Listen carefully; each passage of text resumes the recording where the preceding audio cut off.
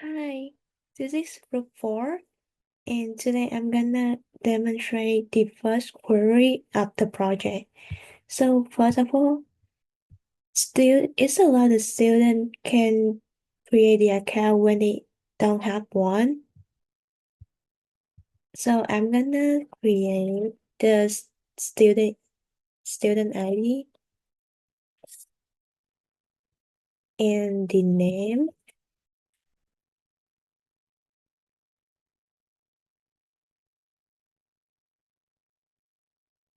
and the email address.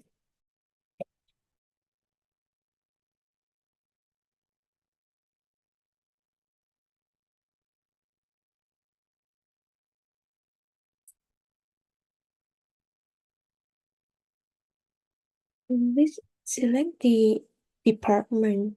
I'm gonna do like computer science department, and I'm gonna do the undergraduate and create it.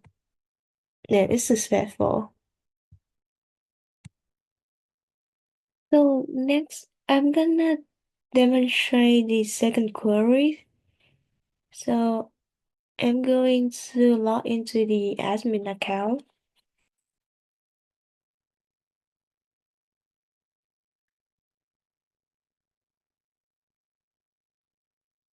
and then we are on the admin dashboard. I'm going to create the check course and session of the semester. This is the current course selection that I currently have, and I'm gonna create a new one.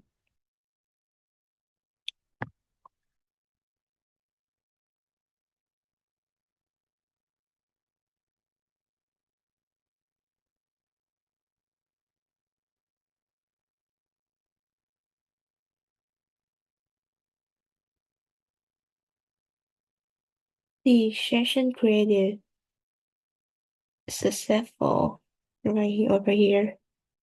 And I'm going to create the consecutive time slot again.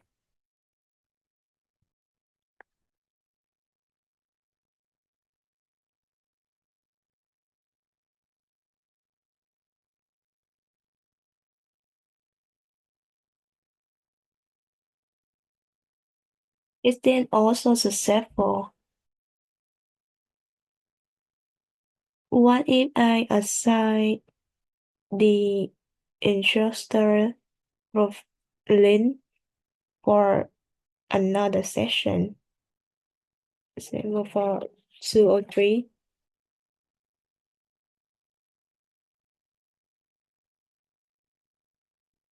at a different time, and initial instructor already teach 2 sessions for the semester, and the time must be in consecutive time slot. It should, then I'm going to try to create the different courses and session.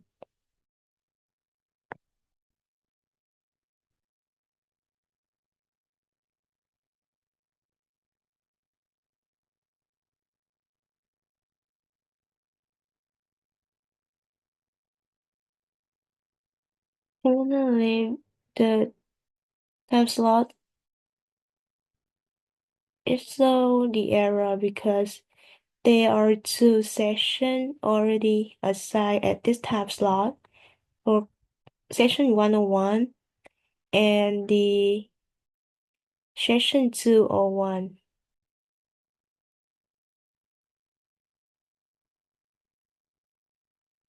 Doing a demo for query number 3, which is course registration. So I'm first going to be logging into a student's account who will be registering into Comp 1010, which is a course that all students can register into since it has no prerequisites. So if I put in his login information and log in, you can see all the courses for the current semester, which is going to be fall 2025. And you can see there's currently 14 students enrolled in Comp 1010, So if I add the student, he will be enrolled, but now the course will be at a cap. So he does meet this prerequisite, so I'm going to register him, and you can see that he successfully registered. But if I try to register him for Comp 1020, you can see it says the prerequisite is not met for Comp 1020.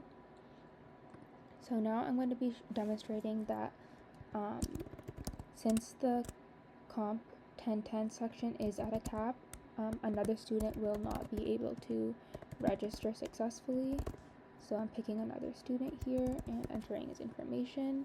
If I log in, you can see if I try to register for Comp 1010, it says the section is too full. And again, if I register for Comp 1020, it says the prerequisite is not met. So now I'm going to demonstrate a student that can enroll into Comp 1020. So I'm going to enter his information, and if I log in, you can see that if I try to register for Comp 1010, it says you're currently registered or have previously registered, and in this case, Kevin has already taken Comp 1010, so that's why it says he's already been registered. So if I try to register him for Comp 1020, it should be successful, as you can see, since he does meet the prerequisite. So I'm going to be doing a demo for query number 4, which is when a student can log in to view their course history. I'm going to start by logging into a student's account.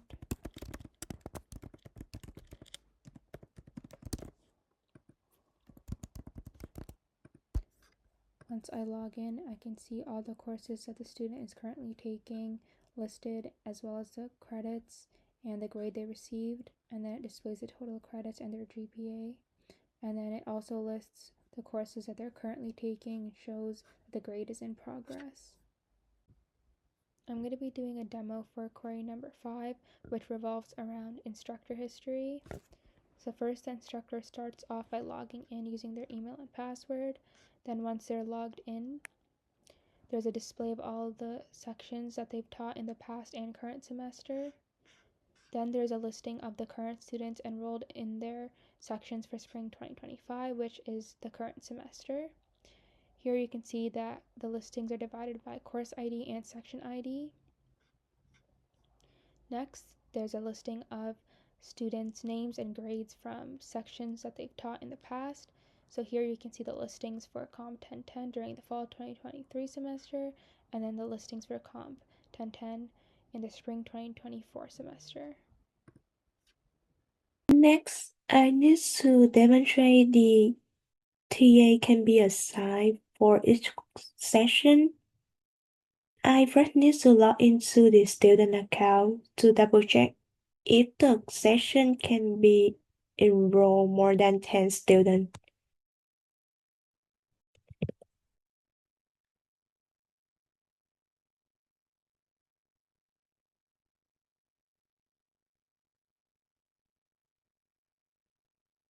So the session 101 have 11 students enrolled. So this can be assigned by the TA, but the other session doesn't have enough student enrolled, then it cannot be have the TA assigned. So I'm going back to the admin account. I mean the main page and log into the admin account.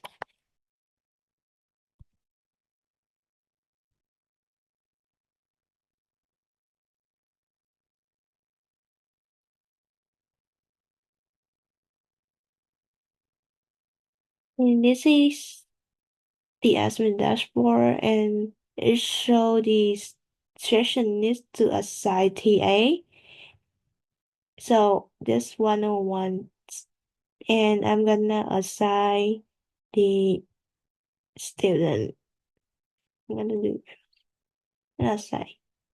Then let's show the current TA is John Smith. Hello, so I will be explaining query number 7. So I'll log into the administrator.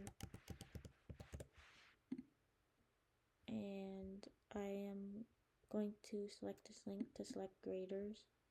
So the only viable options are courses that have sections with 5 to 10 students in it, and you can see that in this data that the courses with 5 to 10 students in it are sections 301 and 303 of Comp 310.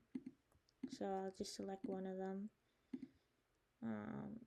and then I'll get a list of viable graders.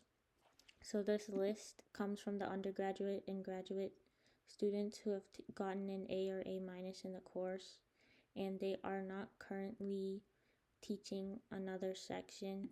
So you can see for 2004 and 1002, 2004 they got an A, and 1002 they got an A minus. So both of them can be graders. And additionally, you'll see that 1006, even though they got an A, it didn't show up. And the reason for this is because they are already a grader for a section. So, and then when we click this button, this information will be sent to the database, and then we can see that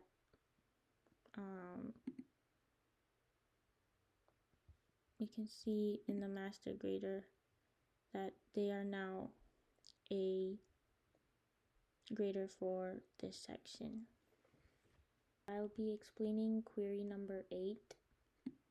So I'll log in as admin,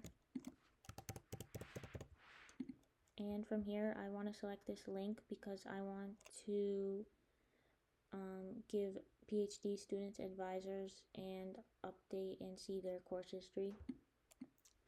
So from this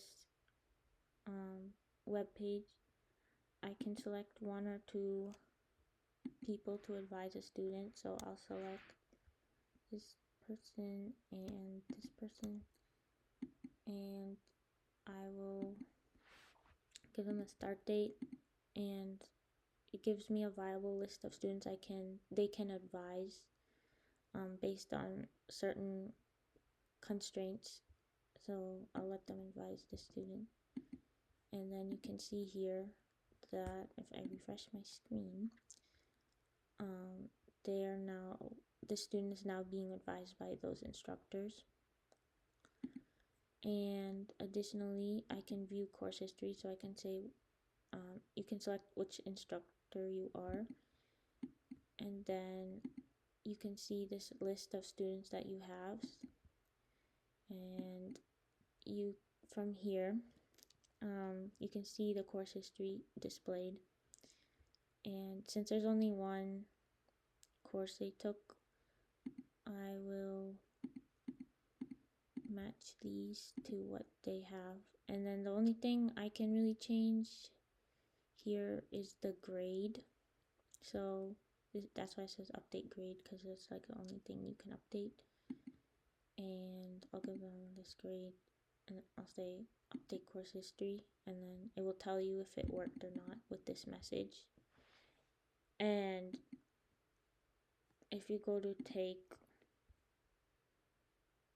and you refresh the screen actually, and you show more rows,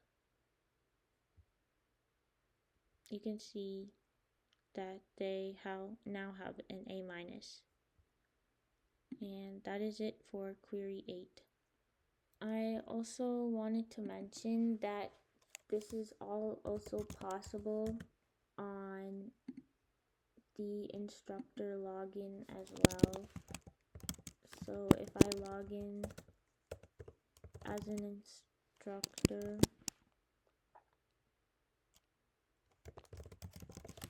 and I can see that same link is available here, and I would be able to go through the same process.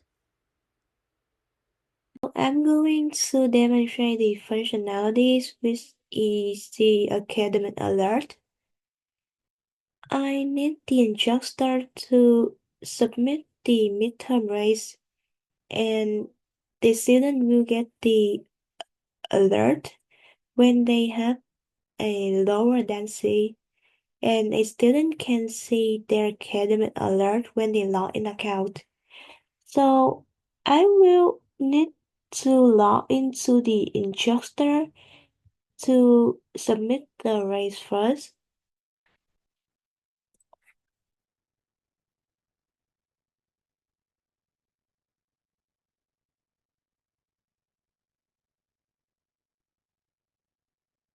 And then this show the course session.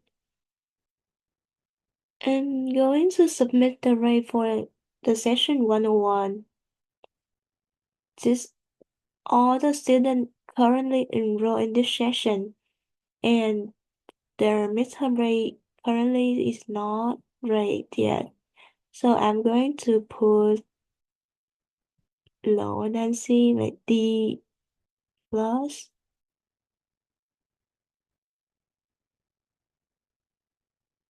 C.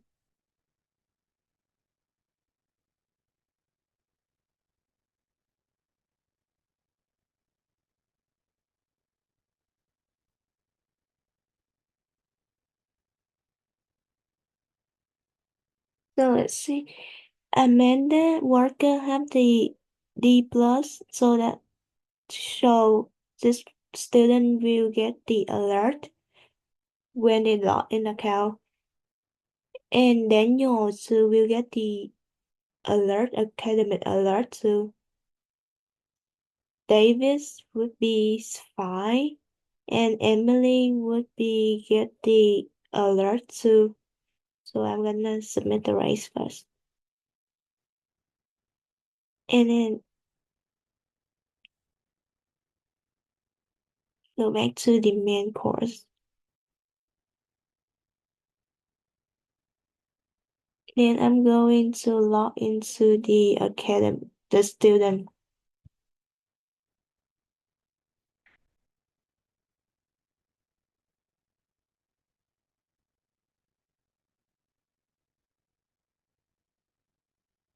See, this page will show the student midterm race and then the academic alert. They will receive the message. And this started in unread. So I can mark it read and then submit it. Then that means this person already read the message.